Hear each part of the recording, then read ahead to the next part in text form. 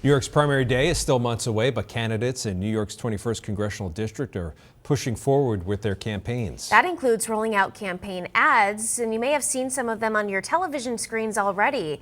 NBC5's Sophia Falbo spoke with a political scientist today and joins us live with what North Country voters can expect. Sophia. 5 candidates in the congressional race for New York's 21st district already have their names out, and that district is one of the largest on the East Coast. Now, one candidate is putting his message out to voters with a new campaign ad.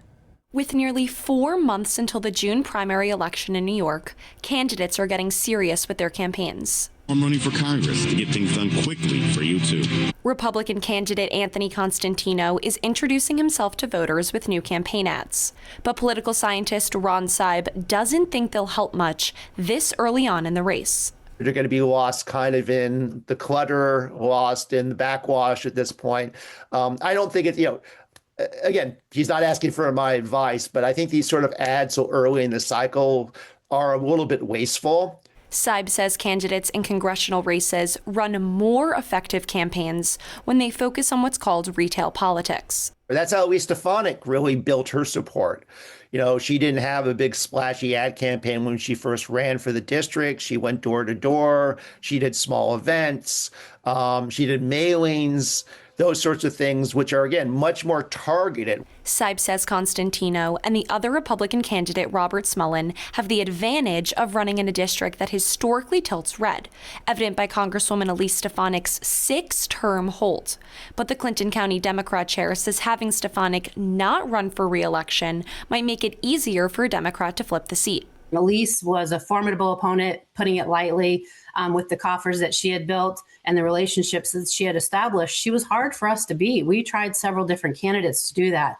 So on that part, we're excited that it's an open seat. It feels more like there is a chance. Running on the Democrat ticket so far are Dylan Hewitt, Blake Gendebien, and Stuart Emerell.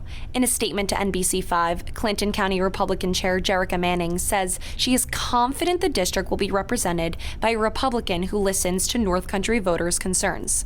And Seib agrees. Many of them are looking for somebody who's going to really address the issues that are nettling them right now, right? Affordability, housing, utility costs. And so I think the candidate who can actually win the trust of voters on those issues is going to be the candidate most likely to win.